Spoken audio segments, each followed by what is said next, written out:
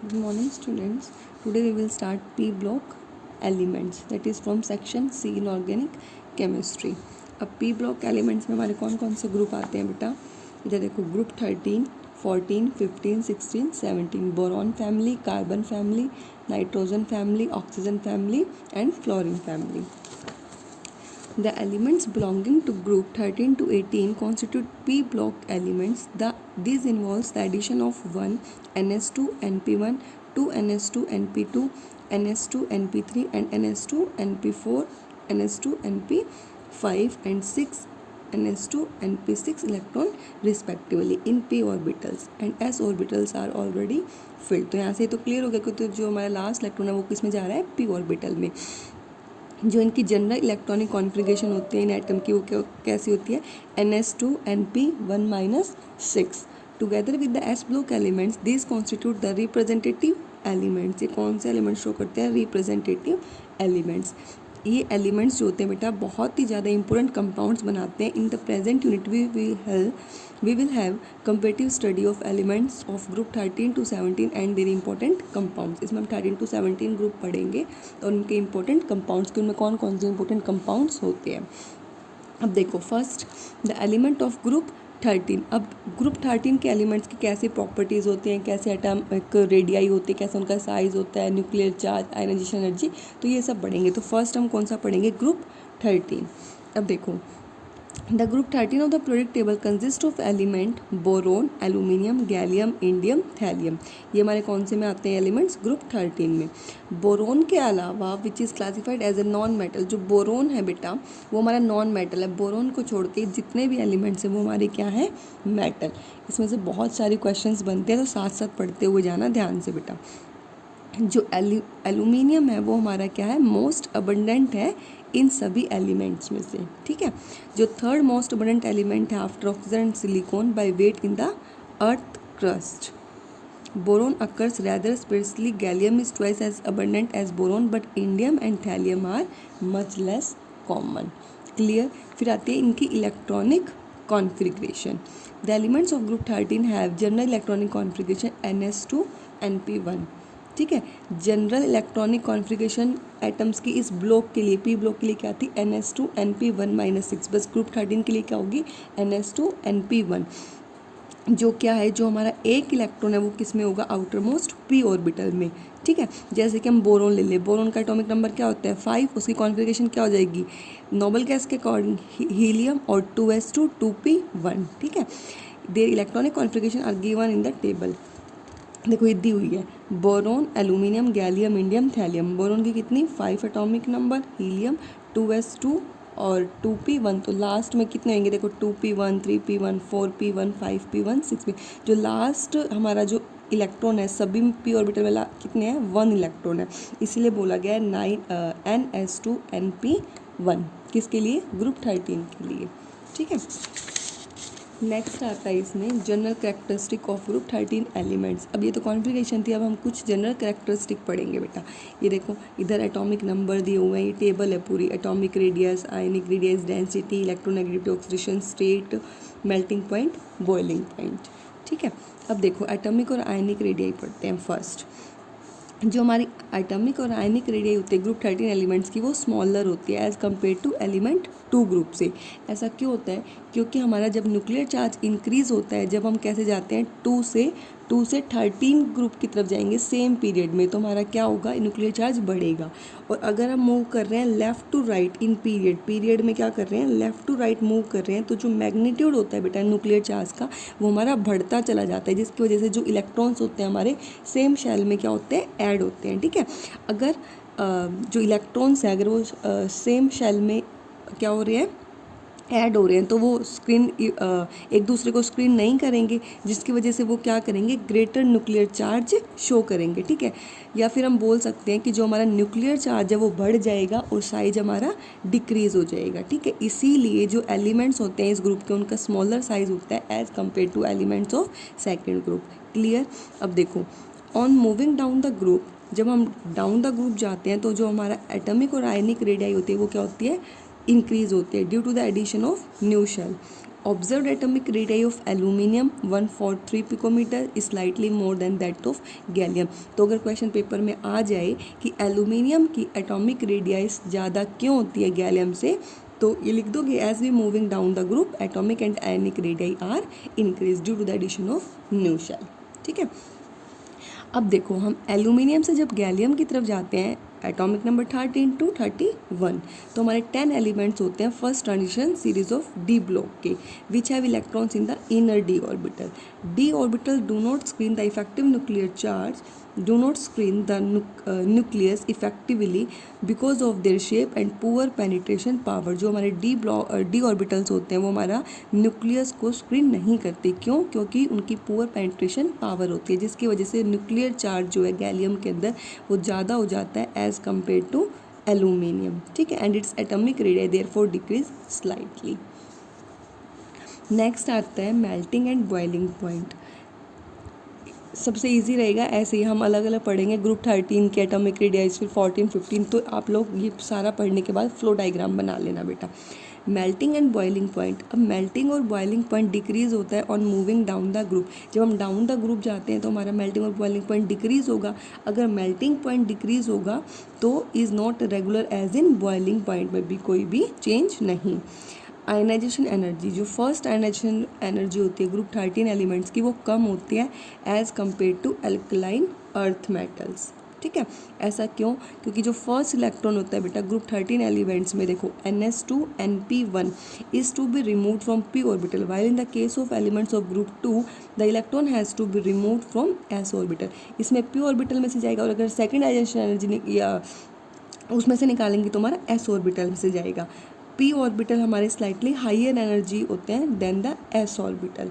ठीक है, the electrons in the atoms of group 13 element is weekly held by the nucleus. जो हमारे electrons होते हैं ग्रुप 13 एलिमेंट्स के, वो वीकली हेल्ड होते हैं न्यूक्लियस से। जो फर्स्ट आयनाइजेशन एनर्जी होती है वो कम होगी, second and third ionisation energy are quite high.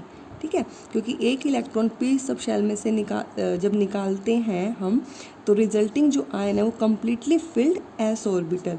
देखो इधर से NS2 NP1 अगर ये निकाल देंगे तो हमारा जो NS2 है वो कम्प्लीटली फिल्ड है।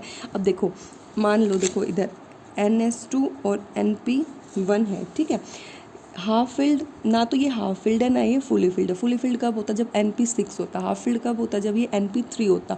तो ना तो ये हाफ फिल्ड है ना ये फुल फिल्ड है, स्टेबल है ही नहीं, तो ये वाला तो निकल जाएगा। बट ये हमारा फुली फिल्ड है। ठीक है, तो इसमें से निकालना डिफ़िकल्ट है। अब देखो, it can be seen from the table 1, the ionisation energy of boron is the highest in the group. It decreased sharply from boron to aluminium. Thus the ionisation energy of gallium is unexpectedly higher than that of aluminium.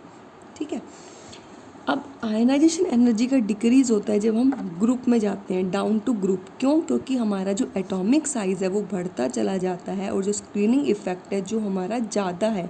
किस लिए ज़्यादा है? क्योंकि वो हमारा जो effect है, nuclear charge का इफ़ेक्ट है, उसको क्या कर रहा है? कंपेंसेट कर रहा है, जिसकी वजह से जो इलेक्ट्रॉन्स हैं वो कम हो जाएंगे, लेस टाइटली हेल्ड हो जाएंगे न्यूक्लियस से, जैसे जैसे हम डाउन द ग्रुप जाएंगे। इसीलिए जो आयनाइजेशन एनर्जी है वो decrease down the group. Clear? और sharp decrease in the ionization energy from boron to aluminium, किसकी वजह से? Due to the increase in the size. तो यहाँ से ये पढ़ लेना। ठीक है, अब गैलियम के केस में 10d इलेक्ट्रॉन्स है इनर इलेक्ट्रॉनिक कॉन्फ़िगरेशन में, जिसकी वजह से d electron shield nuclear charge करेंगे less than the sp electrons. ठीक है, और वो स्ट्रॉन्गली हेल्ड होंगे न्यूक्लियस से, जिसकी वजह से आयनाइजेशन एनर्जी क्या हो जाएगी? बढ़ जाएगी in spite of increase in the atomic size as we move from aluminium to gallium. ठीक है बेटा, अब आता है नेक्स्ट ऑक्सीडेशन स्टेट। जो एटम्स है इन एलिमेंट्स के, ग्रुप 13 एलिमेंट्स के, उनके पास 3 वैलेंस इलेक्ट्रॉन्स होते हैं, 2 in the s sub shell and 1 in the p sub shell. देखो NS2 NP1। Therefore all these elements can show maximum of +3 oxidation state. अब देखो ये यहाँ टेबल में भी था, +3 ऑक्सीडेशन स्टेट शो करते हैं। ठीक है, maximum. Boron shows consistently +3 oxidation state in its compound. Except boron, the other elements also show +1 oxidation state. Boron के अलावा +1 ऑक्सीडेशन स्टेट भी होती है, बट मैक्सिमम +3 होती है. ठीक है बेटा, जो +1 ऑक्सीडेशन स्टेट है वो ज़्यादा स्टेबल है as we move down the group from boron to thallium. In case of last element thallium में +1 ऑक्सीडेशन स्टेट पाई गई है, ज़्यादा stable than +3 oxidation state. Clear. Gallium क्या है, हमारा थर्ड एलिमेंट है ग्रुप का, जो हमारा +2 ऑक्सीडेशन स्टेट शो करता है किसी किसी कंपाउंड्स में, जैसे कि GaCl2. ठीक है. अब cause of stability of lower oxidation state as we move down the group. अब कॉज क्या है इसकी स्टेबिलिटी का, लोअर ऑक्सीडेशन स्टेट की, ये एक्सप्लेन किया गया है इनर्ट पेयर इफेक्ट. जो ग्रुप 13 एलिमेंट्स के उनके पास 3 इलेक्ट्रॉन होते हैं वैलेंस शेल में, NS2 NP1. They also exhibit oxidation state of +3. It has been observed that in addition to +3 oxidation state, अब ये बताया गया है कि वो +3 oxidation state तो शो करते हैं, बट इन एडिशन वो +1 oxidation state भी क्या करते हैं, शो करते हैं. जो हमारी +1 oxidation state है वो क्या है, बिकम्स मोर, ज़्यादा है, एंड मोर स्टेबल, ज़्यादा stable as we move down the group. अगर हम डाउन द ग्रुप जाएंगे, boron, aluminium, gallium, indium to thallium, जो +1 oxidation state है Ti is more stable than their thallic compounds. ठीक है. This is attributed to the inert pair effect in case of last element after the removal of one electron. अगर हम last element में देखें, अगर हम p orbital में से एक इलेक्ट्रॉन मूव कर दें तो रिमेनिंग क्या बचेगा हमारा, NS2. Electrons behave like stable noble gas and do not take part in the compound formation. Stable noble gas आ जाएगी और हमारा कंपाउंड फॉर्मेशन में टेक पार्ट नहीं करेगी, जिसकी वजह से this reluctance of the s electron pair to take part in chemical combination, this is called inert pair effect. ठीक है. और यही हमारा हेल्प करेगा stability of lower oxidation state for the heavier elements of A group. क्या बताया, क्योंकि अगर हम कोई इलेक्ट्रॉन मूव करेंगे, लास्ट एलिमेंट लिया और उसमें से इलेक्ट्रॉन मूव करेंगे तो हमारा NS2 बच जाएगा, जिसकी वजह से वो कोई भी कंपाउंड बनाने में पार्ट नहीं लेगा और फिर वो क्या कर लेगा, केमिकल कम्बिनेशन में पार्ट करेगा, जिसे हम इनर्ट पेयर इफेक्ट बोलते हैं. फिर आता है हमारा इलेक्ट्रोपॉजिटिव करैक्टर. इनकी हाई आयनाइजेशन एनर्जी होने की वजह से ये क्या होते हैं, लेस इलेक्ट्रोपॉजिटिव होते हैं as compare to group second. ठीक है. अगर हम डाउन द ग्रुप जाएंगे तो हमारा इलेक्ट्रोपॉजिटिव या फिर मेटलिक करैक्टर बढ़ेगा, क्योंकि इनकी आयनाइजेशन एनर्जी डिक्रीज होगी. ठीक है, मतलब डिक्रीज होने की वजह से इलेक्ट्रोपॉजिटिव करैक्टर बढ़ेगा. जैसे कि बोरोन, क्या अभी बताया था स्टार्टिंग में, बोरोन हमारा क्या है, नॉन मेटल, बाकी सभी metal. Boron is non metal while other elements are typical metals. Tendency to form a covalent compound. अब इनकी टेंडेंसी क्या होती है, कोवलेंट कंपाउंड बनाने की होती है, नहीं होती. देखो, जो ट्राइवेलेंट बोरोन आयन है B3 positive is excessively small है, तो इसकी ग्रेटर पोलराइजिंग इफेक्ट होगा नेबरिंग एनायंस पे, जिसकी वजह से ये क्या करेगा, अपने पड़ोस वाले एनायन से क्या करेगा, पुल ऑफ इलेक्ट्रॉन्स करेगा और क्या शो करेगा, कोवलेंट करैक्टर शो करेगा. ठीक है. जबकि जो boron generally show covalent character and other elements exhibit ionic character. Boron हमारा क्या शो करता है, कोवलेंट करैक्टर, और जो एलिमेंट्स है वो हमारे क्या शो करते हैं, ionic character. For example compounds of aluminium. अब देखो, कंपाउंड जो एल्यूमिनियम का आयनिक भी है, कोवलेंट भी है. देखो, anhydrous AlCl3 is covalent while AlH2O whole 6 3 positive is ionic. तो ये याद रखना, एल्यूमिनियम हमारा आयनिक कंपाउंड और क्या करता है, कोवलेंट भी. ठीक है. अब आता है इसकी स्टडी, पढ़ते हैं कंपाउंड्स की. फर्स्ट क्या है इसमें, हाइड्राइड्स.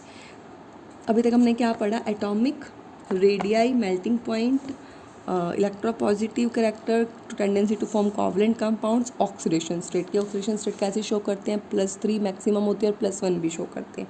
ठीक है बेटा.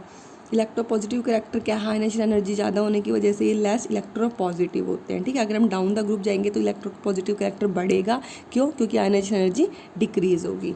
ठीक है. अब देखो हाइड्राइड्स, जो बोरॉन है हमारा वो नंबर ऑफ हाइड्राइड्स बनाते हैं, जिनका जनरल फॉर्मूला है BnHn+4, BnHn+6. ठीक है.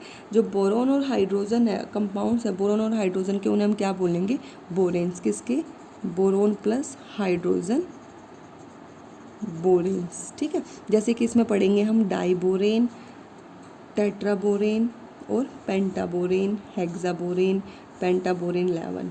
ठीक है. अब जो नंबर है ये एक्सप्रेस करता है number of H atom present in the borane. These contain special type of bonds, इनके पास स्पेशल टाइप ऑफ बॉन्ड होता है कौन सा, मल्टी सेंटर बॉन्ड्स, ठीक है। अब सिंपलेस्ट कौन सा है इन बोरेन्स में से, डाइबोरेन B2H6, इसके आगे स्टडी करेंगे बेटा। जो एल्यूमिनियम है वो हमारे क्या बनाएंगे, पॉलीमरिक हाइड्राइड्स बनाएंगे जिनका फॉर्मूला AlH3n। इट डिकम्पोज, ये डिकम्पोज होगा हीटिंग पे, अगर हम इसको 200 डिग्री सेल्सियस से अबव हीट करेंगे तो ये डिकम्पोज हो जाएगा। जो इसके अलग अदर मेंबर्स हैं वो क्या करेंगे, लेस स्टेबल हाइड्राइड्स फॉर्म करेंगे, ठीक है। नेक्स्ट देखो रिएक्ट, देखो जैसे हमने ये ले लिया एक्स, हम कोई भी ले लेंगे, बोरोन, एल्यूमिनियम, गैलियम और H3H नेगेटिव है तो हमारा क्या बच जाएगा, HX4, ठीक है। ये अटैच हो गया तो ये वाला कंपाउंड बन गया। अब देखो जो हमारे एल्कली मेटल टेट्राहाइड्रोबोरेट्स है वो प्रीडोमिनेंटली आयनिक करैक्टर हैं, जबकि लिथियम बोरोहाइड्राइड हमारा क्या है, कोवलेंट करैक्टर शो करता है, ठीक है। और जो LiBH4 है वो वायलेंटली रिएक्ट करेगा वाटर के साथ और क्या करेगा, हाइड्रोजन लिबरेट करेगा, ठीक है। तो ये आप लोग पढ़ लेना। फिर आता है ऑक्साइड्स एंड हाइड्रोक्साइड्स। अब जो एलिमेंट्स है ग्रुप 13 के, अभी तक हमने पढ़ा हाइड्राइड जो बोरोन ने बनाया और एल्यूमिनियम में। अब ऑक्साइड और हाइड्रोक्साइड देखेंगे। ऑक्साइड क्या, जब ऑक्सीजन के साथ रिएक्ट करेंगे, जो ग्रुप 13 के होते हैं वो ऑक्साइड बनाते हैं जिनका फॉर्मूला M2O3 है, जिनमें ऑक्सीडेशन स्टेट क्या होती है एलिमेंट्स की, +3। ये एग्जाम्पल दिए हुए हैं, ठीक है बेटा। जो प्रिंसिपल ऑक्साइड है बोरोन का वो क्या है, B2O3, और हाइड्राइड क्या था, B2H6 डाइबोरेन। इसे क्या बोला गया है, B2O3 को बोरिक ऑक्साइड, ठीक है। ये एनहाइड्राइड ऑफ ऑर्थोबोरिक एसिड है H3BO3 and is obtain on dehydration of the acid by heating. ये वाली रिएक्शन पेपर में आती है। H3BO3 को हीट करा तो हमारा क्या बन गया, बोरिक ऑक्साइड, और वाटर निकल गया, ठीक है। हाईली स्टेबल सब्सटेंस है, बट जब इसको हाइड्रोलिसिस करेंगे वाटर के साथ तो ये हमारा बोरिक एसिड बनाएगा H3BO3, क्लियर। जो ऑक्साइड है एल्यूमिनियम का Al2O3, उसे ये भी पेपर में आता है, क्या बोला गया है, alumina. What is alumina, the oxide of aluminium that is Al2O3 is commonly called alumina.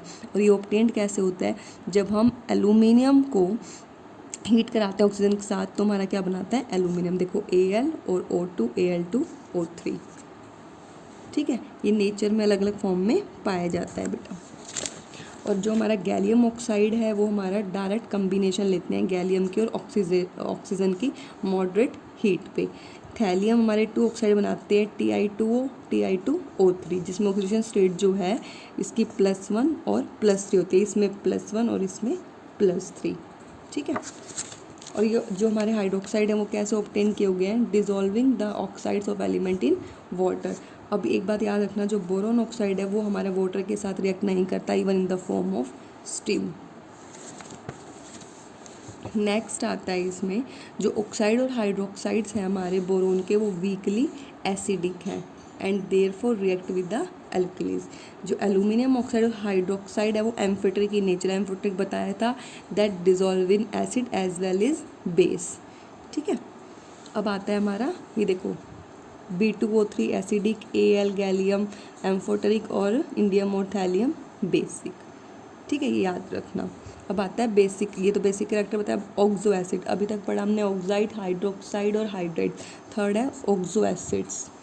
अब ऑक्सो एसिड्स में कौन सा है, boric acid.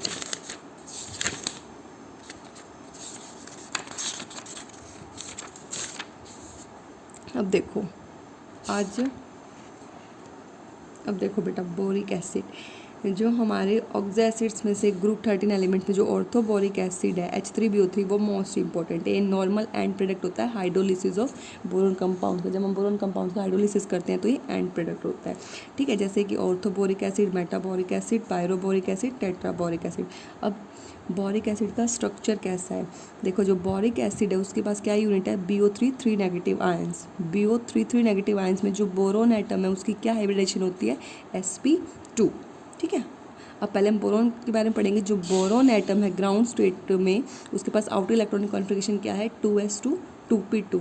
In the excited state one of the electron from the 2s orbital is promoted to 2p orbital making 3 unpaired electrons. अभी diagram से बताऊंगी। Boron क्या बताया मैंने, sp2 हाइब्रिडाइजेशन में each sp2 hybrid orbital of boron overlap with the 2p orbitals. अब देखो इधर ये क्या है, ग्राउंड स्टेट है, 2s2 और 2p1, ठीक है, 2s2 2p1। अब इसमें क्या है, s में कितने हैं 2 इलेक्ट्रॉन्स और p में हमारा 1 इलेक्ट्रॉन।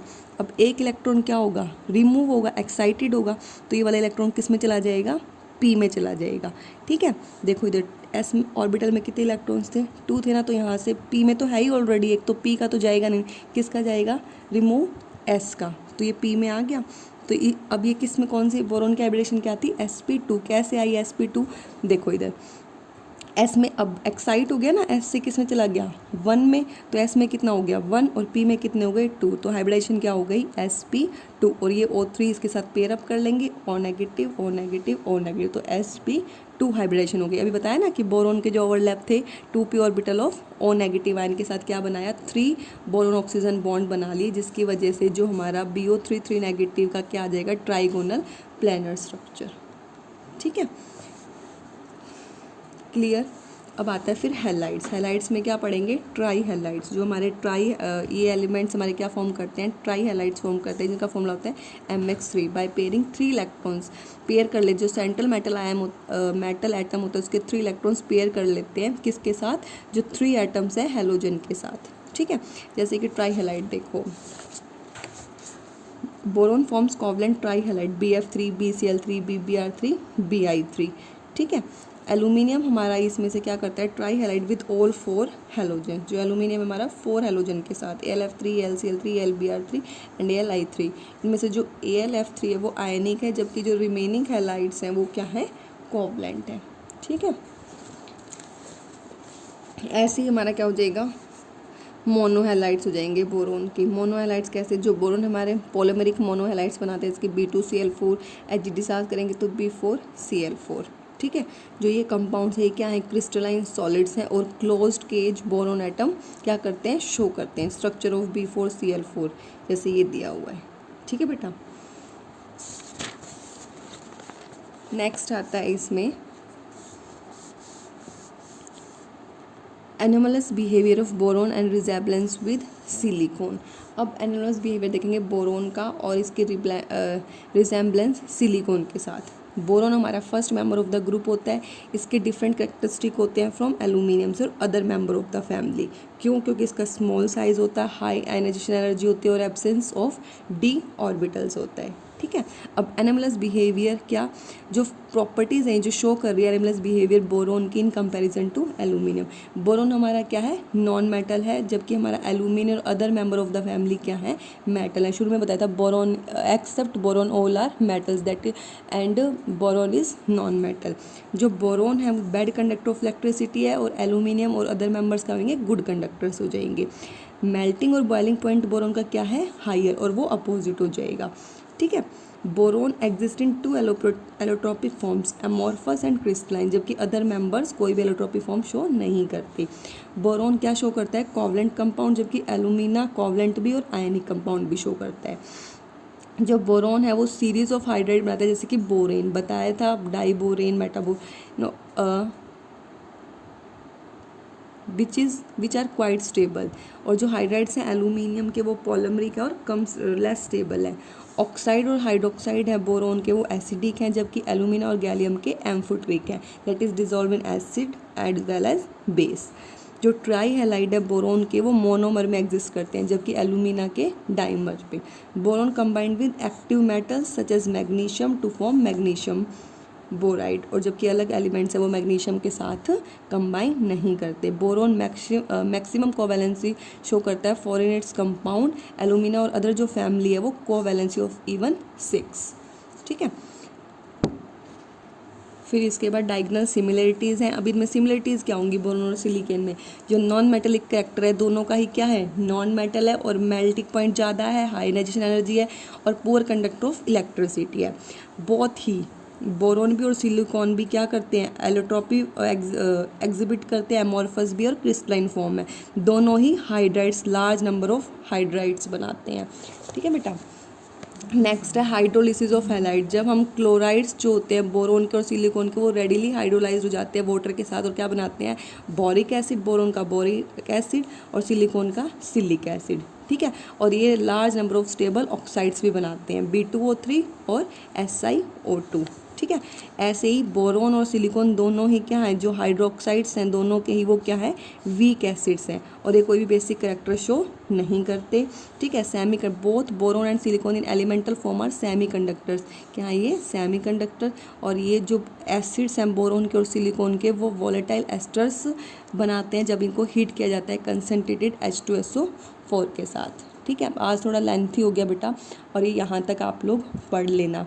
ठीक है। P block element clear, group 13। Thank you बेटा।